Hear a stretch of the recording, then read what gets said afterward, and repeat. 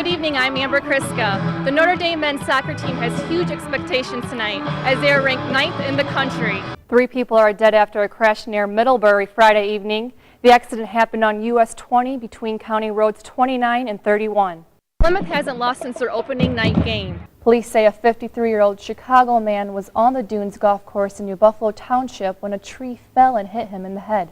Are you ready to get your run on? The Sunburst Marathon kicks off at 6 a.m. tomorrow morning. Some changes to unemployment benefits in Indiana go into effect tomorrow. 2 quick sport notes. John Gruden will not go to the Miami Hurricanes. And Russia will host the World Cup in 2018. And Qatar beat out the U.S. for the World Cup in 2022. In just a couple of weeks, this very track will be filled with people of all ages participating in Western Michigan University's Relay for Life. January of 2006, I discovered a lump and I had breast cancer. I was diagnosed about 2 weeks later. Relay for Life is a fun team-based overnight event. Groups of friends, family members, or co-workers can form a relay team while setting personal goals to support the American Cancer Society.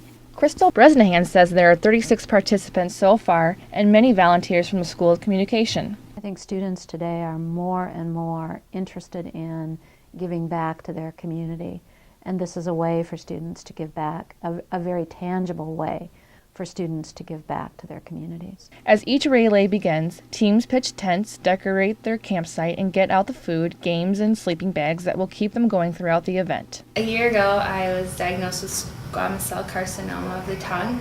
It was stage 1, and I was told that I would lose up to 1/2 of my tongue. Today, I have only lost 1/6 and have a normal speech, and will be graduating on time with my classmates here at Western and starting grad school in the fall. The relay begins at 9 a.m. and ends the next day at noon.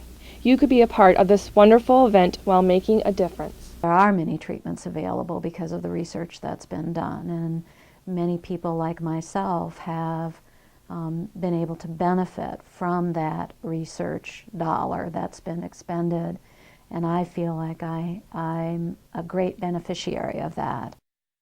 Western Michigan University engineering students had the opportunity to show their projects at the 44th Conference on Senior Engineering Design Project. The College of Engineering and Applied Sciences sponsors a conference to showcase the work of its graduating seniors. Many students teamed up with Project H, which explores design for homeless and other social issues in Kalamazoo. Matthew McCullen, a senior, showcased the K Guide, which is a resource book for the homeless in Kalamazoo. Basically what it's intended to do is connect homeless people with the valuable resources that they need to guide them on self-dependence, so they can get off the streets and get into a home and get a job and get their life on track.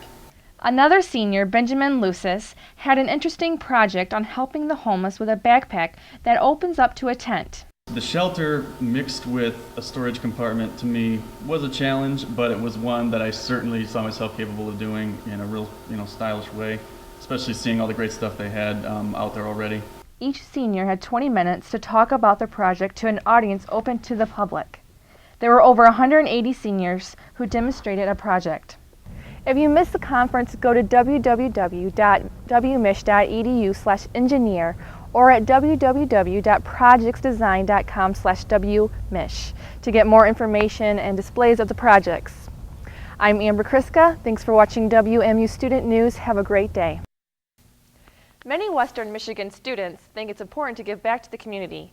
They had an opportunity to do that during the annual Spring Into the Streets. How proud I am that you're doing this.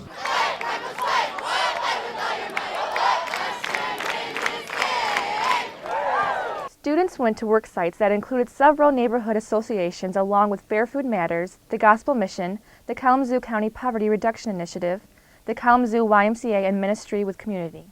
Bring a little life back into the streets, we call Spring Into the Streets, to make sure that people that are part of our community know what great students we have here at this university. A few students spent their day at the Kalamazoo County Poverty Reduction Initiative located in Welborn Hall. The goals of this workshop are to break down stereotypes and help people feel and learn how to how people in poverty would deal with it. The Kalamazoo Gospel Mission also had many students organizing food and cleaning. We're volunteering for part of Greek Week. This is a part of things that we do every year just to kind of reach out to the community as a big Greek community. There were even students on WMU's campus cleaning up and making our university look better. Students cleared out broken branches and twigs. This is just one of many natural areas on campus that we're trying to work with. These volunteer groups are absolutely essential in getting this done. Spring into the Streets began in 1993 and died down in the early 2000s. I think the last time that they did it was 2004, and it just kind of, I'm not exactly sure why it never happened again after that, because I think they had about 1,000 students involved that last year, so it just kind of fell at the wayside a little bit, and the two advisors that wanted to get this started again saw the potential that Western has, at least right now, and wanted to kind of continue and bring it back. Wachovia says he plans to continue the event and to have one each semester.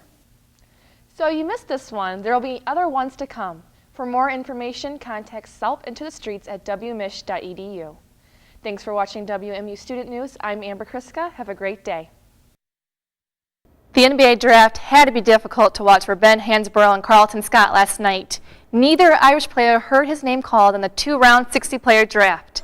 In Scott's case, it is not a huge surprise, but as far as Hansborough is concerned, it is. 3 Big East players were taken last night in the first round, but Big East Player of the Year wasn't drafted at all. The draft instead was highlighted by an influx of foreign players as 13 international players were drafted. For undrafted players, it is a bad time to be a free agent. An NBA lockout is expected next week, and that means there's no chance of getting picked up as a free agent. Now they will have to gamble on either waiting for the lockout to end or go to Europe. The second half of the season begins tonight for the South Bend Silverhawks. South Bend got off to a slow start in the first half of the season, but then turned it around. They are no doubt hoping that good play continues in the second half. Hawks hosting Western Michigan on Superhero Night. Here comes Superman. Has he been working out or what? Oh, but he may have some competition with Spider-Man. And then there's Wonder Woman, and she's being hit on by the Whitecaps' third base coach. Looks like a match made from heaven. Western Michigan gets on the board early, and the second, Steven Moya sends out a blooper to shallow left field that falls safely. A run scores. It's 2-0, Whitecaps. Alex Burgo only gave up 2 hits in the first 5 innings. He strikes out Chris Jarrett, and then Robert Brantley throws out Roberto Ortiz, who was straying off first base. They get a double play. Western Michigan goes on to win 2-1. Cubs and Royals meeting for just the 16th time ever, and you can see all these Cubs fans showing their support. And here, Lou Montanus just misses that home run. Man, it's so close, which allows Carlos Pena to score, while Soriano makes a run for it but gets out at home. But the Cubs are still up 3-1. However, Jeff Francora hits a home run to tie it up at 3 in the 4th. They also tie the game up in the 7th inning. But lo and behold, Cubs fans, they go on to win in Kansas City. The final score, 6-4. The Notre Dame hockey team moves into their brand new rink this season. The Irish released their schedule today. They will open up at home on October 14th in the Joyce Center. First game in the new Compton Family Center is looking like November 11th against Alaska. You can see the entire schedule on WSBT.com. The U.S. Track and Field Championships are this weekend, and a couple of local athletes competing for national titles. Today, Plymouth's Morgan Ucini cruised into the finals of the 1,500 meters, taking second place in her heat. She'll run for a national championship tomorrow. They say the apple doesn't fall far from the tree. Central Florida against Florida, and that's Marcus Jordan with a dribble, drive, and finish. Watch him switch hands, just like Dad did versus the Lakers in the finals. Central Florida with the upset of the Gators, with Marcus leading the way. And finally tonight, ready for your midnight snack? We'll try this one on for size. The Studebaker National Museum is honoring the Italian automobile industry. They have Ferraris, Maseratis, and even a mobile wood-fired pizza oven. The Rolling Stone maker is a 1949 fire truck that was converted into a mobile pizza oven. The truck spent today outside the entrance of the museum as customers ordered pizzas and admired the truck. You can find the truck at all sorts of festivals and farmers markets. The company's popularity has grown and it has had second home at the Studebaker Museum. I had a lot of Facebook fans eager for us to come back to South Bend, so it's always nice to come back to the museum and bring the truck home, as we like to say. The truck will be in Chesterton tomorrow. Don't worry, they worked out a deal to return to South Bend once a month.